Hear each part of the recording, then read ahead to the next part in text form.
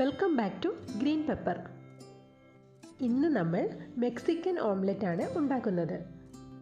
പേരൊക്കെ കേൾക്കുമ്പോൾ നിങ്ങൾക്ക് ഉണ്ടാക്കാൻ വലിയ ബുദ്ധിമുട്ടുള്ള ഒരു ഡിഷാണെന്നൊക്കെ തോന്നും. അങ്ങനെയല്ല, വളരെ സിമ്പിളാണ്. മെക്സിക്കൻ ഓംലെറ്റ് ഉണ്ടെങ്കിൽ ബ്രേക്ക്ഫാസ്റ്റിന് മറ്റൊന്നും വേണ്ട, അത്ര ഹെവിയാണ്. ഇതിലേക്ക് ഞാൻ ക്യാപ്സിക്കത്തിന് പകരം കുറച്ച് മുളപ്പിച്ച ചെറുപയറാണ് ചേർക്കുന്നത്.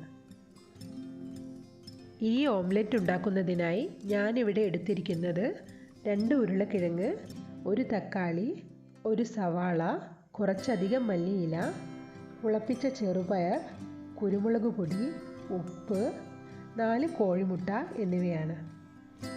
ആദ്യം തന്നെ പച്ചക്കറികളെല്ലാം ഒന്ന് അരിഞ്ഞെടുക്കാം.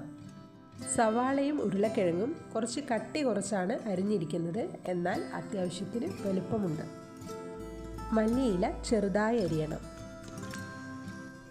പൊട്ടിച്ച് വെച്ചിരിക്കുന്ന കോഴിമുട്ടയിലേക്ക് കുരുമുളകും ഉപ്പും ചേർക്കാം.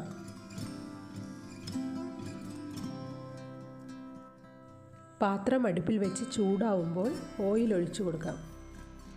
ഉരുളക്കിഴങ്ങ് ഓയിലിൽ ചെറുതായി ഫ്രൈ ചെയ്തെടുക്കണം. അതുകൊണ്ട് അതിനാവശ്യമായ ഓയിലാണ് ഒഴിക്കേണ്ടത്. ഓയിലൊന്ന് ചൂടായി വന്നപ്പോൾ ഉരുളക്കിഴങ്ങ് ഇട്ട് കൊടുത്തിട്ടുണ്ട്. ഉരുളക്കിഴങ്ങ് ഒന്ന് നിറം മാറി വരുന്നത് വരെ ഇത് നന്നായിട്ട് ഇളക്കി കൊടുക്കണം, അല്ലെങ്കിൽ ചെറുതീയിൽ വേവിക്കണം. ഉരുളക്കിഴങ്ങ് ബ്രൗൺ നിറമായി മാറിയിട്ടുണ്ട്.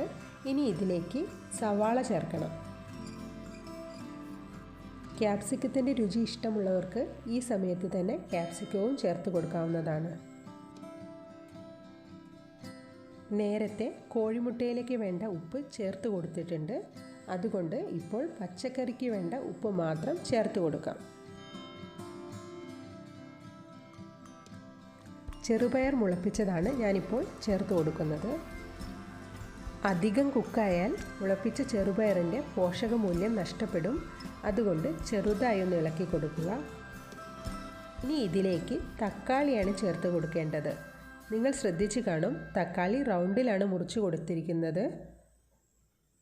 തക്കാളിയും അധികം വേവാൻ പാടില്ല. ഓംലെറ്റ് ഉണ്ടാക്കി കഴിഞ്ഞാൽ തക്കാളി മുകളിൽ വരത്തക്ക രീതിയിലൊന്ന് ക്രമീകരിച്ചിരിക്കുകയാണ്. അപ്പോഴാണ് കാണാൻ നല്ല ഭംഗി ഉണ്ടാവുക. അതുകൊണ്ട് എല്ലാ തക്കാളി കഷ്ണങ്ങളും ഏറ്റവും മുകളിലായിട്ട് വച്ചിട്ടുണ്ട്. ഇപ്പോൾ ഞാൻ നേരത്തെ മിക്സ് ചെയ്ത് വെച്ചിരിക്കുന്ന കോഴിമുട്ട ഇതിലേക്ക് ഒഴിച്ചു കൊടുത്തിട്ടുണ്ട്. ഏറ്റവും മുകളിലായി മുറിച്ച് വെച്ചിരിക്കുന്ന മല്ലിയിലയും കൂടി ചേർത്ത് കൊടുത്തു. മല്ലിയില എല്ലാ ഭാഗത്തേക്കും ആവാൻ വേണ്ടി ചെറുതായിട്ടൊന്ന് ഇളക്കി കൊടുത്തിട്ടുണ്ട്. തീ കുറച്ച് വെച്ചിട്ടില്ലെങ്കിൽ കോഴിമുട്ട പെട്ടെന്ന് കരിഞ്ഞു പോകും. ഇനി ഒരു 3 മിനിറ്റ് നേരം അടച്ചു വെച്ച് വേവിക്കണം. ഇപ്പോൾ ഓംലെറ്റിൻ്റെ ഒരു ഭാഗം നന്നായിട്ട് വെന്ത് വന്നിട്ടുണ്ട്. ഇനി ഒരു പ്ലേറ്റ് വെച്ച് ഇതൊന്ന് മറിച്ച് കൊടുത്തിട്ട് മറുവശവും കൂടി നന്നായിട്ട് വേവിക്കണം. പ്ലേറ്റിലേക്ക് പെട്ടെന്ന് വിട്ട് കിട്ടിയിട്ടുണ്ട്.